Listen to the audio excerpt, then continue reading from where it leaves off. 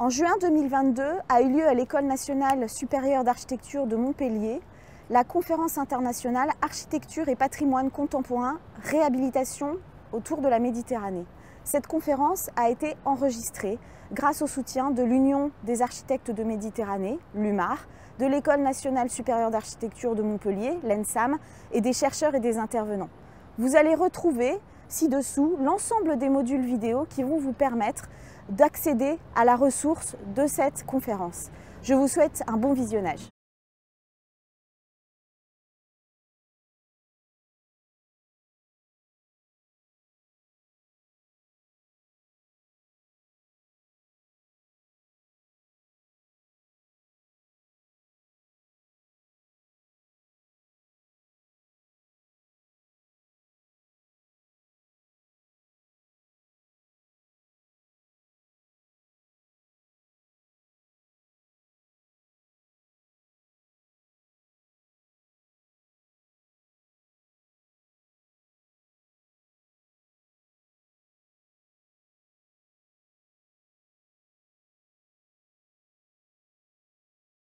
Je suis très honoré d'inaugurer donc cette conférence.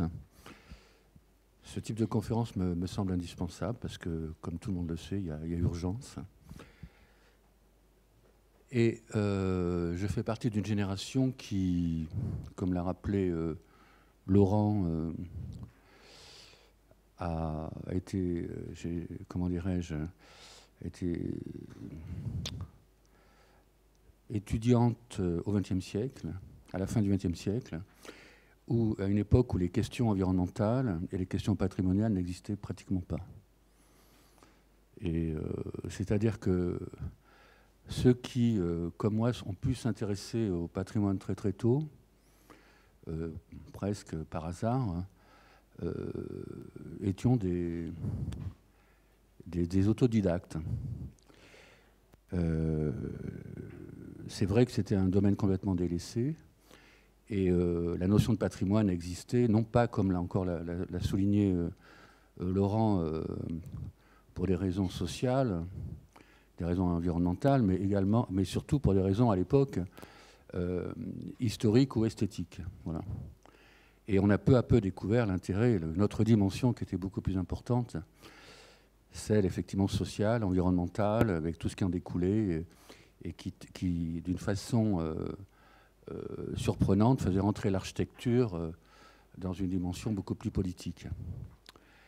Donc, effectivement, j'ai commencé à travailler, notre agence a commencé à travailler sur des programmes plutôt, sur des lieux plutôt prestigieux, mais tout à fait par hasard, sachant que je ne suis pas architecte du patrimoine, mais quand il y avait nécessité d'intervenir de façon contemporaine dans du déjà là, que l'on ne voulait pas confier ces opérations aux architectes des monuments historiques, aux architectes du patrimoine.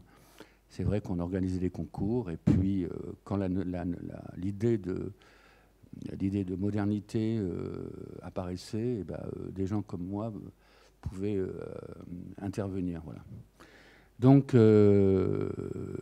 l'opération que je vais vous montrer, en fait, est une petite opération qui me semble correspondre à peu près, sauf peut-être le mot méditerranéen, me semble correspondre au cadre que vous êtes donné.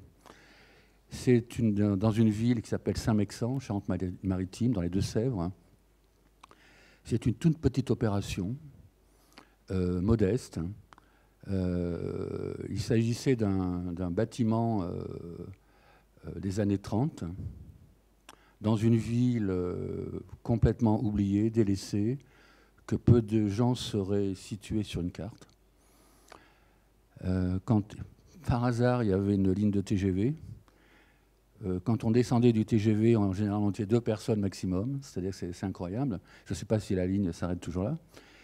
Et une ville où pratiquement plus d'industrie, plus d'artisanat, à l'ombre de villes un peu plus importantes comme Poitiers ou La Rochelle. Voilà. Donc la communauté des communes décide un jour de transformer un bâtiment qu'on n'a pas pu détruire. Je dis bien qu'on n'a pas pu parce qu'à l'intérieur, il y avait une mosaïque des années 30. Et ce bâtiment, en fait, était, peu de gens le savaient, une œuvre d'un ingénieur qui s'appelait Heinbick, qui, par bonheur, est l'inventeur du béton armé. Voilà.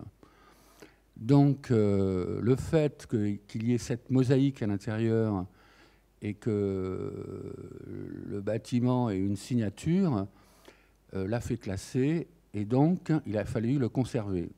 On ne savait pas trop quoi en faire, et un programme est venu dessus, c'est-à-dire que la CMH m'a demandé de réfléchir sur, en accord bien sûr avec la communauté des communes des Deux-Sèvres, réfléchir sur comment pouvait être transformé ce lieu, tout en ayant en arrière-plan l'idée de revitaliser ce centre-ville. Voilà. Alors ça, voilà, c'est un peu... j'ai mis quelques images pour montrer cet itinéraire, mais très très rapidement. Voilà. On travaille beaucoup sur la transformation de certains édifices. Ici, c'est l'ancienne ambassade de France à Mexico, transformée en médiathèque. Ici, c'est le musée des arts décoratifs à Paris, dans l'aile de Marsan du Louvre, hein, transformé bien sûr là en lieu d'exposition. Ici, château de Versailles, c'est le Grand Commun, qui retrouve sa vocation initiale. C'était un lieu complètement abandonné, anciennement occupé par l'hôpital militaire Larrey, rendu au ministère de la Culture et qui a voulu recentrer tous les services du ministère du château de Versailles. Pardon. Aujourd'hui, il y a 300 personnes qui travaillent là. Là, c'est l'abbaye de Cluny, en Bourgogne, occupée par l'ENSAM, qui est l'École nationale des arts et métiers, qui n'avait pas de structure d'accueil, pôle de restauration, etc. Donc, on est venu se poser de façon très très simple, en parlant plutôt de matière que de forme, sur le chemin de ronde de l'ancienne abbaye. Voilà, avec ce type de collage où on stabilise une ruine et on vient se coller pour proposer cet équipement. C'est le musée de Cluny à Paris que l'on vient de livrer. Alors ça, c'est le nouveau pavillon d'accueil qui doit faire la transition. Le musée de Cluny, c'est un collage d'architecture qui va du 1er siècle avec les termes romains que l'on voit, enfin, dont on voit une trace à gauche. Collage d'architecture, on vient s'accoler à un bâtiment du 19e, et puis derrière l'hôtel des abbés de Cluny du 15e siècle, Renaissance française. Nous, cette opération donc date de 3 ans. On vient aujourd'hui de livrer tout le musée, puisqu'on a travaillé sur la refonte des parcours et sur la scénographie. Voilà. Donc voilà, on arrive au sujet que je voulais vous présenter. Cette photo n'est pas très très bien, je l'ai trouvée sur Google, mais c'est l'abbaye de Canclos, Saint-Mexant, Deux-Sèvres, à quelques kilomètres de Poitiers, entre Poitiers et La Rochelle, disons. Voilà. C'est une abbaye du XVIIe, c'est un ensemble immobilier absolument remarquable. Et puis, on le voit, je vais profiter du point vert, voilà. On voit ce bâtiment qui est complètement anecdotique, qui est atypique dans ce lieu, dans ce tissu fait de toiture. Construction des années 30, c'est une ancienne piscine pour l'école des sous-officiers, Saint-Mexant-l'École, voilà. Et aujourd'hui complètement désaffectée, enfin désaffectée depuis une trentaine d'années. Délaissée, oubliée, devenant peu à peu une ruine. Quand on... voilà, donc ça c'est, je ne sais pas si on la voit là, mais voilà, ça c'est cette silhouette de ville absolument magnifique. Quand on descend du train, tous les volets sont fermés, les rues sont désertes. C'est vraiment la ville moyenne française complètement délaissé, complètement oublié. Un jour d'animation, c'est le samedi matin, jour de marché. Sinon, voilà, les gens vont travailler dans les assurances, à Niort, dans la région. Mais à Saint-Mexin, il ne se passe strictement plus rien.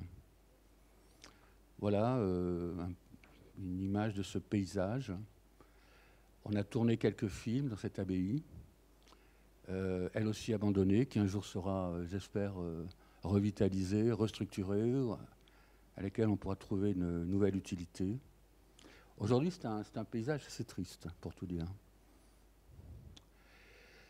Voilà la rue avec, voilà, ça c'est cette piscine de François Hennebique. Alors François Hennebique, c'est l'inventeur du béton armé. En fait, ce sont les Romains qui ont inventé le béton. Ensuite, c'est Anatole de Baudot qui a réinventé le béton. Et puis, c'est Hennebique, qui est un ingénieur, qui a pensé à mettre des fers à l'intérieur pour rendre le béton plus structurel et plus pérenne. Et voilà, ensuite, il y avait ce collage. On voit très bien le tissu rural, on voit très bien l'ambiance. Et je me souviens, quand on est allé avec l'architecte des monuments historiques, et donc il venait faire une expertise pour cette mosaïque et pour ce bâtiment, il y avait un restaurant, le seul restaurant qui est ouvert. On nous dit, quand on a compris, enfin quand les gens du restaurant ont compris qu'on était parisiens, ils nous disaient, mais j'espère que vous venez ici pour détruire ce bâtiment qui, pour eux, était une tâche dans ce tissu.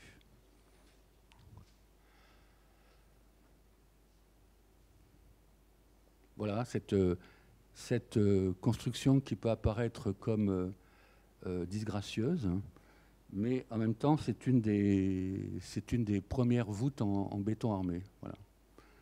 D'où l'intérêt de la construction. Elle repose, alors cette construction en béton repose sur une ancienne muraille en pierre. Voilà, c'est aveugle, bien sûr, c'est une piscine. En fait, c'est simplement une boîte.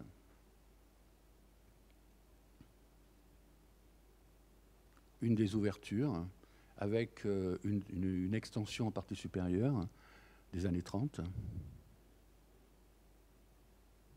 Alors, il faut rendre hommage aux élus qui ont compris que de ce volume, on pouvait en faire quelque chose, que casser n'est pas forcément la bonne solution. C'est-à-dire que céder au goût du jour, à l'esthétique du jour, n'est pas la bonne solution. Certaines architectures doivent pouvoir évoluer dans les esprits. Et plutôt, alors évidemment, il y a eu plusieurs tentatives de disparition, mais ce qui a sauvé ce bâtiment, c'est c'est la situation économique de la ville, c'est-à-dire qu'il n'y a jamais eu les moyens pour le casser. Donc, voilà, de l'autre côté.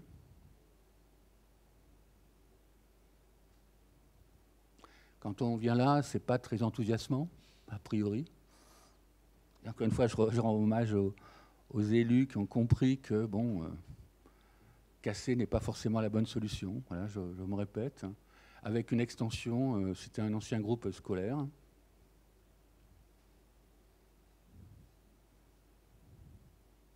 Bâtiment fermé, évidemment, quand on voit ça, on se dit, mais que peut-on faire ?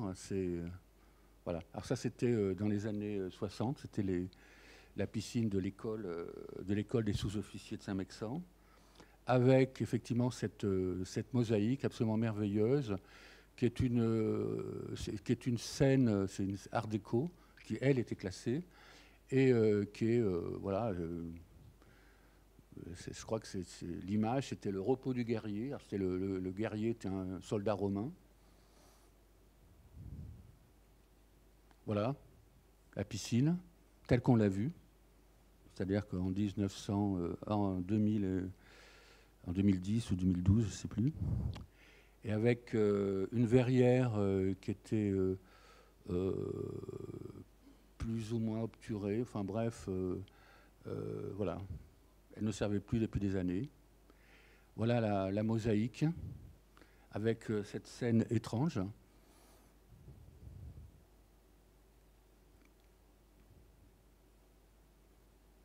Donc la première étape était de restaurer cette mosaïque. Et ensuite, on s'est dit, bon, peut-être qu'on peut aller au-delà. Et voilà, quelques images de cette scène. Voilà la marque de la fabrique, qui est une marque qui avait une certaine réputation, avec quelques petits détails. C'est fait de petits détails absolument charmants. Voilà. Voilà la verrière, fait de bricolage, sans vraiment un apport important de lumière. Et puis, bon, ça c'est les débuts du travaux, avec voilà, ce bâtiment qui n'était plus dans le goût du jour. Alors ça, c'est notre projet. Alors on a travaillé, c'est une chance que l'on a pu avoir, c'est de travailler sur la programmation. Alors une des... je pense que le fait que la programmation échappe aujourd'hui aux architectes fait que souvent les programmations ne sont absolument pas adaptées à de la réutilisation de bâtiments. C'est-à-dire que les programmistes, bien que très sérieux, travaillent sur un idéal de programme, ici un idéal de médiathèque. C'est-à-dire qu'entre ce qui est demandé et ce qui est possible, il n'y a souvent aucun rapport. Donc, la procédure utilisée ici pour travailler sur ce bâtiment a fait qu'on a pu revoir toute cette programmation et considérer qu'il fallait une programmation qui soit liée non seulement bien sûr à l'édifice sur lequel on allait travailler, mais également au contexte local. Donc ce qu'on a proposé, c'est une médiathèque, avec évidemment la difficulté, c'est que comme toute transformation, comme toute restructuration, en général, le pied ne rentre pas dans la chaussure. Donc, on a dû imaginer aussi une toute petite extension. Mais l'idée, c'était de dire, voilà, ce bâtiment qui peut apparaître ingrat, cette ancienne piscine, ce qui serait intéressant, c'est quand même de conserver sa mémoire, c'est de conserver ce lieu, ne pas que le nouveau programme ne vienne pas, comment dirais-je, défigurer et envahir cet espace. Donc, ce que j'ai proposé, en fait, c'est d'imaginer un très très grand miroir qui venait à l'intérieur de ce volume restituer virtuellement le volume originel et de mettre tout ce qui fait fonctionner une médiathèque derrière ce miroir. Et on pensait évidemment à Lewis Carroll derrière le miroir, voilà. Et de cette façon-là, ce miroir pouvait également mettre en valeur la mosaïque qui serait restaurée et créer un lieu un peu insolite. C'est-à-dire que non seulement il y avait un programme, mais il y avait également la mise en valeur d'un lieu. Voilà, ça c'est le plan. Ce qui est en rouge, c'est tout ce qu'on a rajouté. On voit bien sûr l'extension, parce que, en fin de compte, dans la mesure où on ne voulait pas, comment dirais-je, entamer, on voulait conserver cet espace. Les fonctions qui auraient dû être, alors c'est la programmation mettait toutes les surfaces d'accueil à l'intérieur, toutes les surfaces d'accueil à l'intérieur de ce volume. Et dans ce cas-là, ce volume se réduisait à une simple enveloppe. Ça ne nous intéressait pas.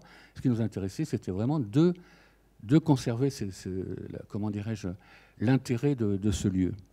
Et donc, le miroir étant ici, il restitue virtuellement l'intégralité du volume.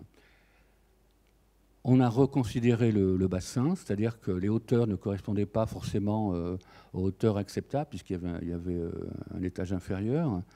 Donc on a cassé le bassin, on l'a remis à une autre hauteur, et les gradins du bassin devenaient un lieu de lecture, un lieu de jeu presque pour les enfants. Voilà. Alors voilà la coupe, donc l'extension ici, qui venait faire un lien entre la partie basse de la ville et la partie haute face à l'abbaye. Le bassin redessiné, les surfaces inférieures éclairé naturellement, bien sûr, et puis l'occupation par les locaux de la médiathèque ici, puis l'utilisation de l'ancienne extension. Voilà le volume de la piscine, avec la restauration de tous ces bétons. Alors j'ai oublié de dire, et j'ai honte, j'ai travaillé avec Pierre-Antoine Gattier, qui est à CMH et qui est spécialiste du patrimoine du XXe siècle. Donc cette opération venait effectivement dans l'idée de redécouvrir tout ce patrimoine qui est extrêmement important en France.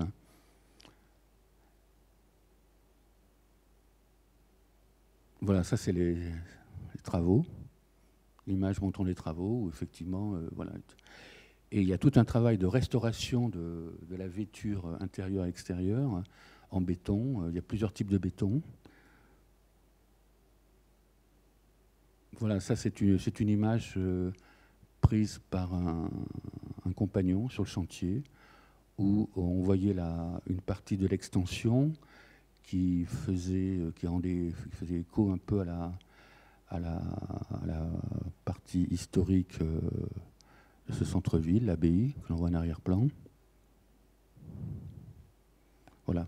À l'extension, alors l'extension, deux matériaux utilisés. Le premier, pour effectivement, on était dans une opération de réhabilitation d'un bâtiment en béton, dans des premiers en béton armé. Et donc, cette extension, naturellement, est venue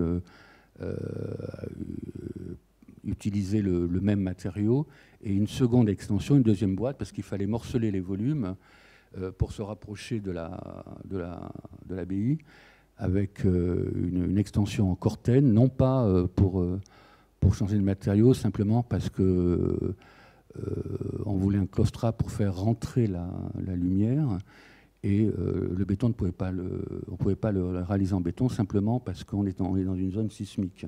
Donc il fallait quelque chose de très léger qui puisse bouger.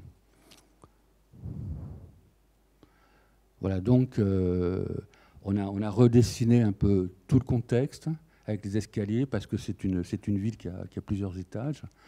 Donc on a travaillé sur les espaces extérieurs, on a travaillé sur les différences de niveau, sur la mise en valeur de l'accueil.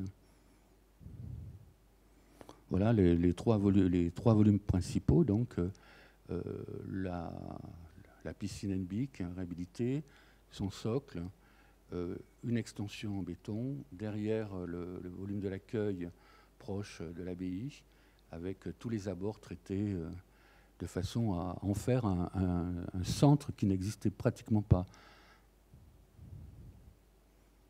Voilà une autre vision, ça c'est le pendant de l'image que je vous ai montrée au début, où on voyait le tissu. Donc on a cassé l'ancienne école en préfabriqué qui était là, pour créer une sorte de terrasse ici sur la ville, et puis à redonner une échelle proche de ce tissu villageois ici. Voilà la mosaïque restaurée quelques années plus tard, la verrière restaurée, complètement modifiée, et puis ce traitement de béton avec un traitement acoustique à l'intérieur, puisque ça devenait un ERP, et le nouveau dessin du bassin avec ses gradins.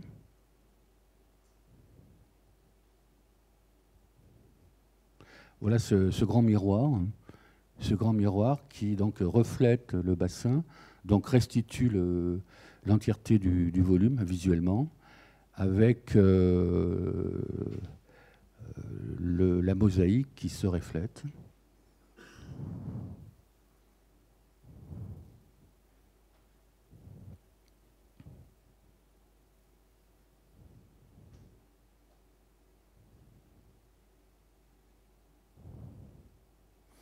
On a pratiqué des grandes ouvertures, c'est-à-dire qu'on a ouvert ce volume sur la ville.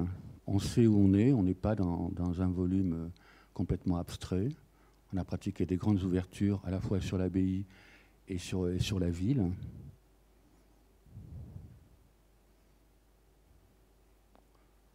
Voilà un espace avec ouverture sur l'abbaye, ouverture sur la ville, et puis l'exploitation. Alors ça, évidemment, c'est une photo qui montre le lieu qui n'est pas encore aménagé. C'est assez frugal, c'est assez sobre, aucun élément de décor. Voilà une ouverture pratiquée dans la trame constructive de la piscine. On a retravaillé tous les sols, entre le lien entre la médiathèque et l'abbaye. On voit vraiment le tissu rural tout autour. C'est devenu un petit centre-ville qui fonctionne beaucoup, qui est animé. Voilà, ça c'est l'accueil. Ça c'est les ouvertures côté ville, sur la ville. On a créé quelques meurtrières dans le socle. C'est-à-dire que tous les espaces sont bien sûr à la lumière naturelle.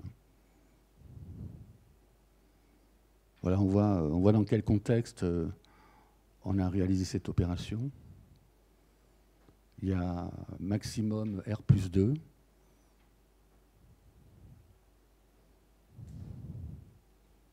Voilà la verrière restaurée, avec là aussi toute la ville tout autour.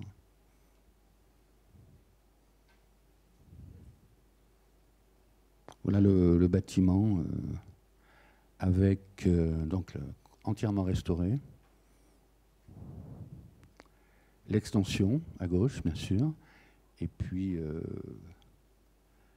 la partie supérieure de l'extension à droite qui sert de terrasse. Voilà le rapport entre le miroir et la mosaïque, avec cette photo, bien sûr, très très déformée. Voilà. C'est une opération très très modeste, mais qui, comment dirais-je, qui fonctionne. C'est-à-dire que aujourd'hui, le samedi, cette médiathèque est remplie, c'est-à-dire que ça devient une sorte de centre de gravité dans la ville, et avec de très très très petits moyens. C'est-à-dire que nous, on ne travaillait pas trop à cette échelle-là, mais avec Pierre-Antoine Gattier, donc la CMH, ça a été passionnant, parce que les élus s'en sont servis après pour présenter cette opération comme une opération modeste qui, avec très très peu de moyens, pouvait, comment dirais-je, entamer une reconquête du centre-ville. Voilà.